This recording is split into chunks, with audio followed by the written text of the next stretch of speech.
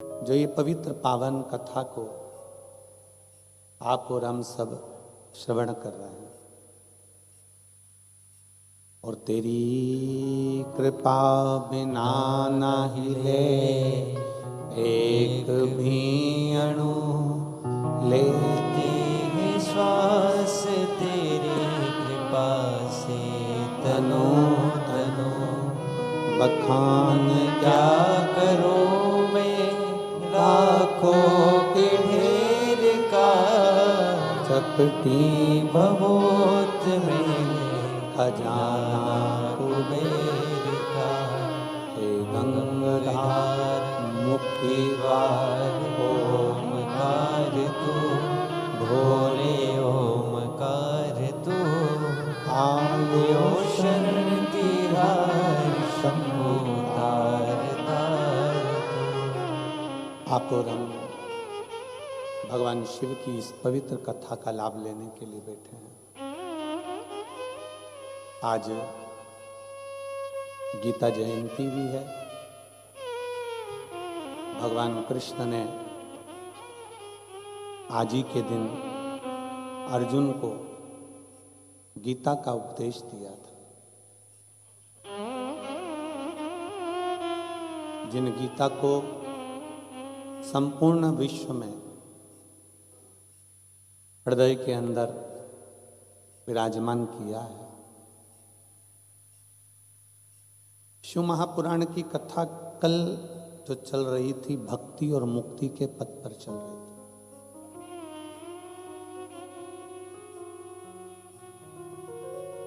पृथ्वी पर जन्म ले लेना, अच्छा शरीर प्राप्त कर लेना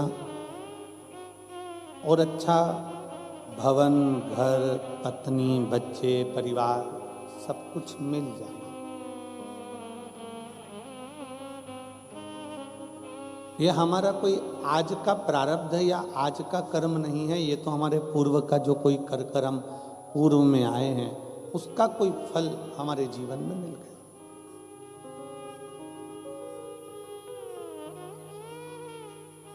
पार्वती माता को भगवान शंकर की अर्धांगिनी बनने में 50 जन्म माता पार्वती को लेना पड़े। 51वां जन्म जब माता पार्वती का आया, तब माता पार्वती शिव के साथ अपने विचार करेंगे। आप मन में सोचेंगे कि पार्वती जी इतने जन्म लेने के बाद भी शंकर भगवान की अर्धांगिनी बनकर हमेशा शिव के साथ अमर क्यों नहीं हो पाई?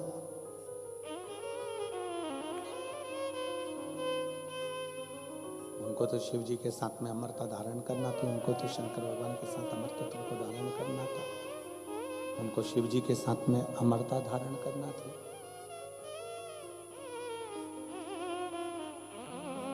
सती बनकर जन्मी तो भी माता सती के प्राण छूटे, मां बनकर प्रकट हुई तो भी प्राण छूटे, कात्यायनी बनकर प्रगटी तो भी प्राण छूटे, कुष्मांडा, स्कंदा, जितने जितने माता के अवतार हुए, जितने जितने माँ जन्म ली, अवतार ली, हर जन्म में माता ने अपने प्राण त्याग दिए। पर आखिरी बिंदु था माता पार्वती का जन्म, अंतिम है। और उसके बाद माता पार्वती के फिर प्राण नहीं छूटे। क्यों? पार्वती जी ने स्वयं भगवान शंकर से ये प्रश्न किया। माता पार्वती जी ने स्वयं भगवान शंकर से पूछा है कि बाबा एक बात मुझे बताओ कि मेरे इतने जन्म होते चले गए, इतने जन्मों में मैं आती गई, जाती रही, फिर आती रही, फिर जाती रही, और अब आखिरी जन्म मेरा जो पार्वती का है, आप कहते हो कि मैं अब इसको अमर कर दूंगा और इसको जाने नहीं दूंगा, इसको अमरता प्रदान कर दूंगा, इसको अमरता प्रदान कर दूंगा, फिर इसको जाने नहीं दूंगा, इसको मैं अमर कर दूंगा, फिर ये शरीर जाएगा। आखिर कैसे? शंकर भगवान कहते हैं, पार्वती तेरे जितने जन्म हुए, हर जन्म में मैंने प्रयास करा था तुझे भगवान की कथा को श्रवण कराने का। जब तू सती बनकर जन्मी थी तो मैं तुझे कुंभज बाबा के दरवाजे पर भी लेकर गया था कथा को सुनाने के लिए।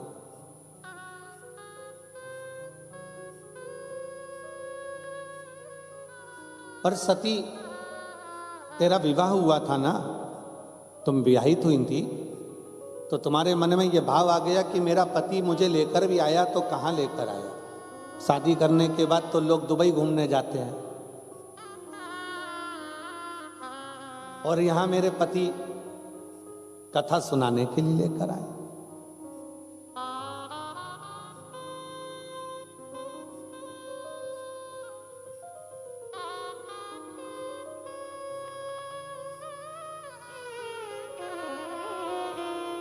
आज हमारे पति हमको कथा श्रवण कराने के लिए, और वो भी कुंभज बाबा के दरवाजे पर लेकर आए, कुंभज ऋषि के यहां लेकर आए।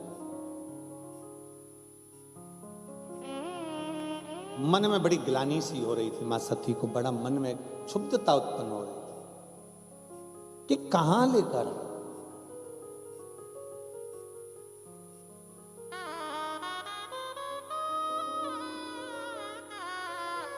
वो वाला हाल होता है ना, जैसे वो कहते सब लाए गुलाब का फूल, एक गाना है ना,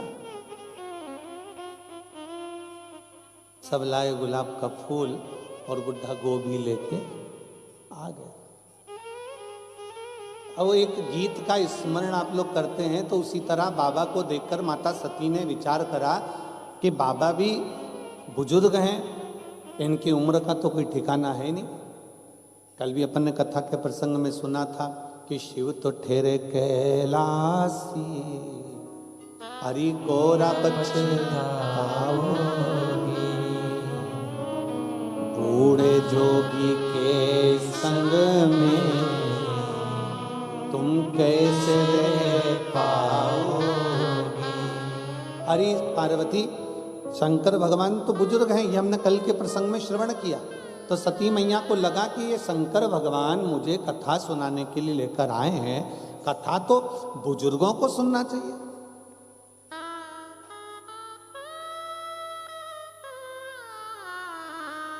कथा तो बुजुर्ग श्रवण करें, बूढ़े सुने। परशु महापुराण की कथा कहती है कि कथा बुजुर्ग के लिए नहीं है, कथा बहुत जागरूकता के लिए, अपने बचपन को संवारने के लिए, अपनी जवानी को संवारने के लिए, अपनी अधेड़ी को संवारने के लिए और अपने बुढ़ापे को संवारने के लिए कथा हर अवस्था में जरूरी है। प्रत्येक अवस्था में कथा की जरूरत है। कथा में एक बहुत सुंदर सा प्रसंग आता है। एक बूढ़े बाबा ट्रेन में बैठे और ट्रेन में बूढ़े बाबा बैठ गए। उन्होंने अपनी पुस्तक निकाली, गीता जी पढ़ना प्रारंभ कर दिया। 4 लड़के बैठे थे। जो लड़कों ने जो बूढ़े बाबा को देखा कि इनकी दाढ़ी सफेद है, इनके बाल सफेद हैं, अब जरा इनका मजा लेना चाहिए। अब उनको ये नहीं मालूम था कि कोई सत्संगी जीव हो, कोई भजनावली जीव हो, कोई स्मरणी जीव हो तो आनंद। जैसे एक बार हम हैदराबाद कथा करने के लिए गए और भोपाल से बैठे ट्रेन में, तो नागपुर बीच में पड़ा। अब नागपुर पड़ा तो वहाँ पर बहुत सारे लड़का लड़कियाँ बेटा बेटियाँ उस ट्रेन के बोगी में आए। और ट्रेन में बैठते से ही लड़कियों ने बेटियों ने देखा कि बाबा जी तो धोती पहने हुए हैं, बगलबंदी बांधे हुए हैं, रुपट्टा धारण करे हुए हैं। तो उसमें से एक बेटा आया और आकर पूछा, क्यों महाराज जी आप कथा करते हो? हमने कहा। फिर उसने पूछा, आप कथा करते हो? हमने कहा ना। नहीं गुरुजी आपको बुरा लग गया। हमने कहा बुरा नहीं लगा। आप कथा करते हो? हमने कहा ना, कथा करने वाले के सींग होते। अरे नहीं गुरुजी आप बुरा मत मानो, आप बताओ ना कथा करते हो? हमने कहा करते हैं। हमारा एक प्रश्न है, उसका उत्तर दे दोगे? हमने कहा बोल, तेरा क्या प्रश्न है? उसने कहा हमारा प्रश्न केवल इतना सा है गुरुजी कि भगवान ने जैसे कथा में कल आपको बताया था कि सारे डिपार्टमेंट भगवान ने 2 बनाए, नासिका के छिद्र 2 हैं, हाथ 2 हैं, पाँव 2 हैं, नेत्र 2 हैं, कर्ण 2 हैं। भगवान जब कान बनाया था, भगवान जब कर्ण की शक्ति बनाया था, सुनने के लिए भगवान ने कान दिए, तो ये दो छिद्र हैं जिनसे सुनाई देता है। तो भगवान ने फिर ये क्यों बनाया, एक्स्ट्रा क्यों लगाया, भगवान ने ये क्यों दिया? हमने कहा इतनी छोटी सी बात है, तू जिस कॉलेज में पढ़ता है वहां के प्रोफेसर से पूछ लेता। नहीं नहीं महाराज जी आप बताओ कि भगवान ने जब सब कुछ दिया तो भगवान सुनाई तो इन छेदों से देता है, फिर भगवान ने ये क्यों दिया? हमने कहा भगवान का नाम चतुर नारायण है, उसको मालूम है तेरा बुढ़ापा आएगा तो चश्मे का स्टैंड कहां से लाएगा, इसलिए उस स्टैंड दिया।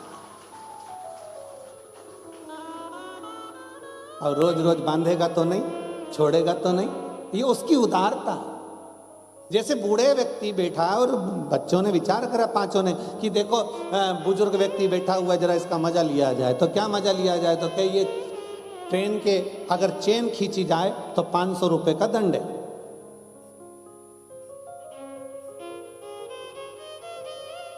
सबके पास पैसे हैं, सबने 100 रुपए निकाले, एक की जेब में रख लिए और रखने के बाद फिर उन्होंने विचार करा कि एक काम करते हैं, चेन खींच तो देते हैं, अपना 500 रुपए भी नहीं जाएगा और बुढ़े का नाम लगा देंगे। इनने चेन खींची, टीसी आया और जैसे ही टीसी आया आते से उसने पूछा चेन किसने खींची? पांचों की पांचों ने मिलकर कह दिया ये बूढ़ा व्यक्ति जो बैठा है गीता पढ़ रहा है ना, चेन इसने खींची। बूढ़े व्यक्ति से पूछा टीसी ने, पुलिस वाले ने, क्यों बाबा चेन तुमने खींची? हाँ साहब चेन मैंने खींची। क्यों खींची? इन पांचों ने मेरे 500 रुपए ले लिए।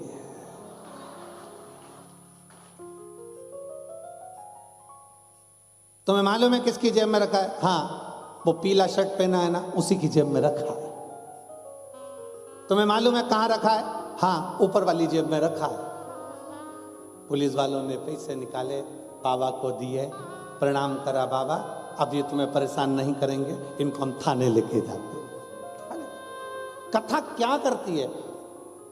भगवान शंकर बारंबार शिव महापुराण की कथा को, भगवान शंकर भगवान की कथा को, माँ उमा को, माँ कात्यायनी को, माँ कुष्मांडा को, माँ स्कंदा को, माँ सती को बारंबार श्रवण कराते हैं। सती मैया को कथा सुनाने के लिए कुंभज बाबा के दरवाजे पर लेकर जाते हैं, पर कुंभज बाबा के यहाँ सती माता को ले तो गए, पर सती का चित्त नहीं लगता है, सती का मन नहीं लगता है, सती का हृदय नहीं लगता है। क्यों? क्योंकि सती के मन में आया कि अभी हमारी शादी हुई है, अभी हमारा विवाह हुआ है, हमको तो घूमने जाना था दूसरी जगह, और ले गए कथा सुनाने के लिए।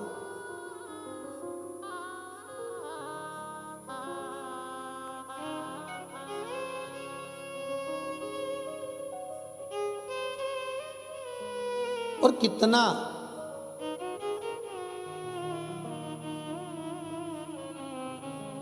जब बेटा बेटियों की शादी होती है ना, तो बेटियों के मन में आता है शादी हो जाएगी ना, इतना मेरी सास को मैं माँ समझूंगी, और माँ भी कहती है मेरी बहू हो जाएगी ना, मैं उसको बेटी जैसा प्यार करूंगी। दूर के ढोल सुहावन,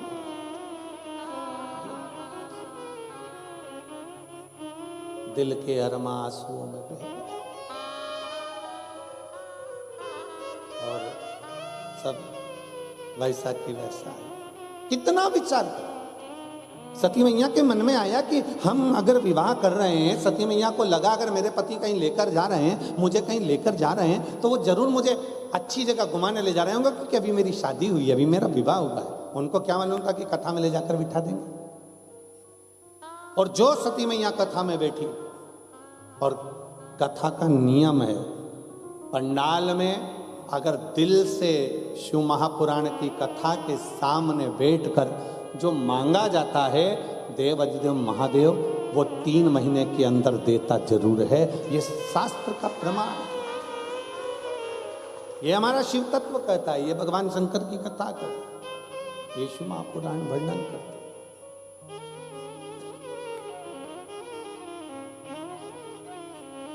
जैसे ही भगवान शंकर कुंभज ऋषि के यहाँ सती माता को लेकर कथा श्रवण करने के लिए बैठे, और कथा चालू हुई, और कथा चालू होते से ही शंकर भगवान ने कुंभज बाबा से हाथ जोड़कर प्रार्थना करी कि आप कथा कहो। और कुंभज बाबा ने जो कथा कहना प्रारंभ करी, जो कथा कहना, शिव जी का तो मन लग रहा है पर सती का मन नहीं लग रहा। और कथा के मध्य में जो मांगा जाता है वो मिलता जरूर है। शंकर भगवान ने कथा सुनते सुनते मन में विचार करा कि मुझे राम का दर्शन हो जाए, और सती माता ने कथा सुनते सुनते विचार करा कि काय का शरीर पाया है, पति विवाह के बाद कथा सुनाने लाया है, इससे तो अच्छा कि मेरा शरीर जल के भस्म हो जाए। दोनों ने मांगा।